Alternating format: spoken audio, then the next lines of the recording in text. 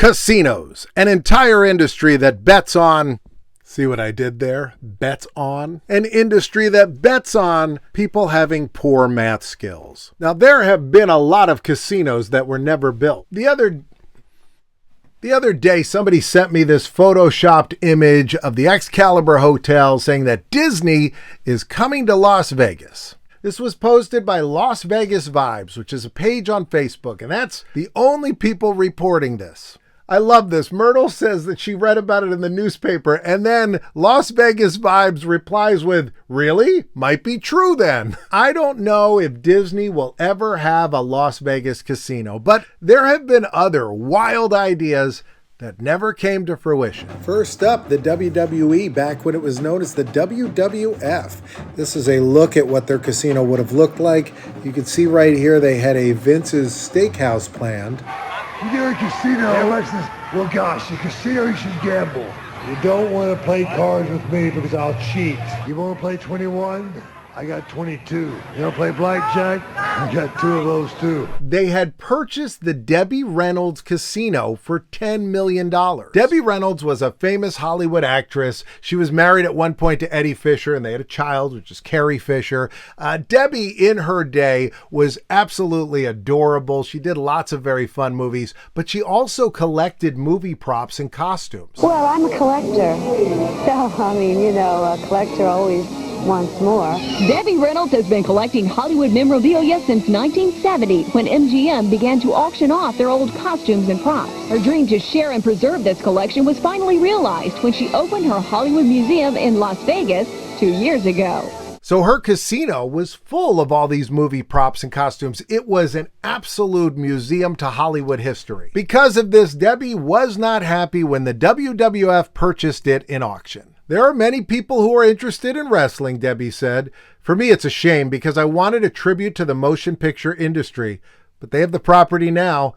They made the highest bid and it's theirs." Debbie was having trouble running the hotel, but her dream was that somebody would purchase it and then maybe license her name, hire her to come on board, keep her props on display and pay her a sum so she didn't have to do the actual running of the casino. But WWE wasn't going to do that. Thumbs up, Debbie, you didn't win. The sevens don't line up. They asked Debbie what she thought would happen to the casino after WWF purchased it. She made a joke about Kenny Kerr, who was a female impersonator at the casino. You can see him there as Cher.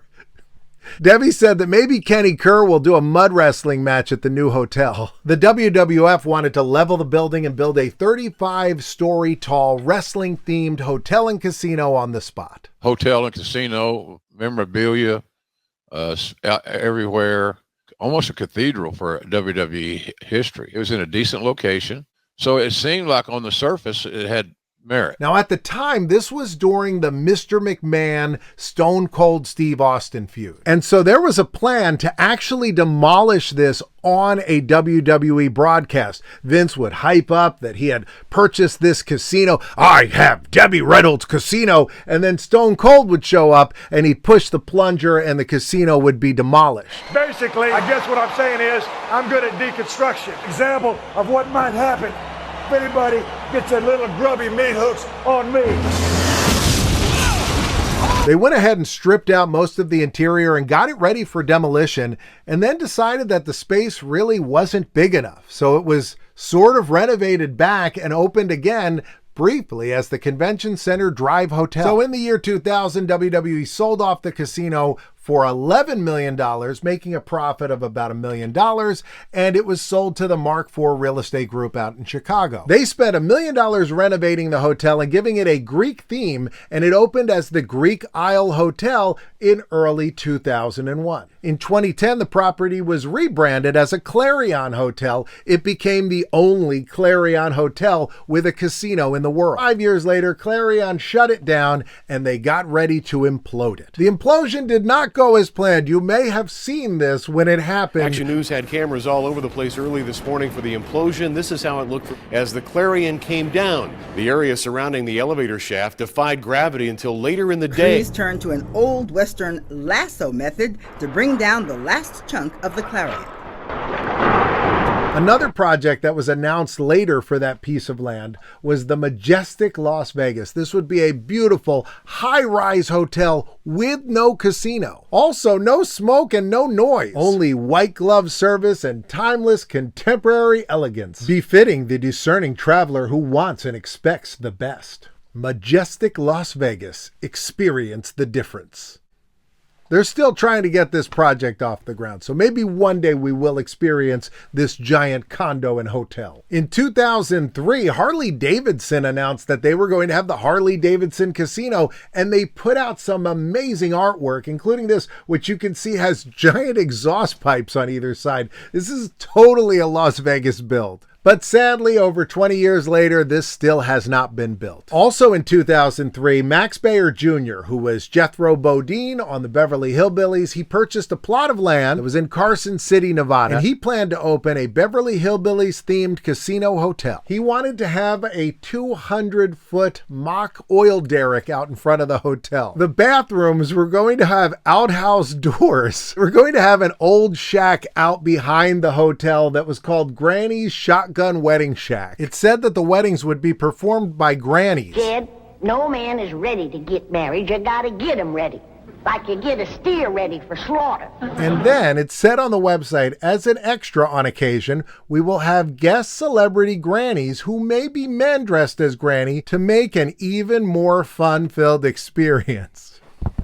I miss you, 2003. They planned to have a Beverly Hillbillies limousine that you could ride around the town in. Maybe it's your bachelor party. Hop on in this and you and your buddies can cruise around downtown Las Vegas. And it was going to go up and like stutter and act like an old beat up car. And this was going to be Granny's White Lightning Bar. This was going to have a rain effect. It's a country bar where it rains on all four sides. The waitresses are dressed like Ellie Mae but padded like Dolly Parton. The bartenders are men dressed like Granny who do bottle twirling like in the movie Cocktail. The entertainment includes the fire show, which has the bartenders using Granny's 181 proof white lightning drawn from Granny's still right behind the bar to blow fuel on the flaming torches. Can I go swimming in the cement pond? Oh, I reckon so, Jethro. But this ain't like the swimming hole back home. You can't go in there without no clothes on.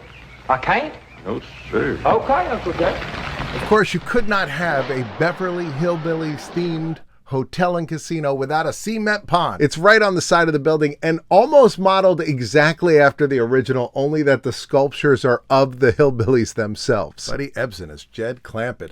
This was his book that he put out, and it's The Other Side of Oz, because he was supposed to play the Tin Man in The Wizard of Oz, and the makeup almost killed him. I ordered this from his website, autographed, the day he died. And I didn't know till the next day when it was in the news that he had passed away. But this would have been one of the last autographs he probably ever did. Because I thought it wasn't going to arrive. I was like, oh, well, the man passed away. It's not going to be mailed out. But it arrived like a week later. Came with a certificate of authenticity. And this was back in 2003, the year that Max Baer Jr. was first working on trying to get that casino hotel open. He's still working on it, I believe. I believe this is still a passion of his. I'm hoping he gets to open it because I will be there if he does. I'll rent the limousine and ride around town in that Beverly Hillbillies limousine, and then I'll go take a dip in the cement pond, drink some white lightning, maybe get married by a granny. Heck, if it's a fun celebrity day, it might be a male granny.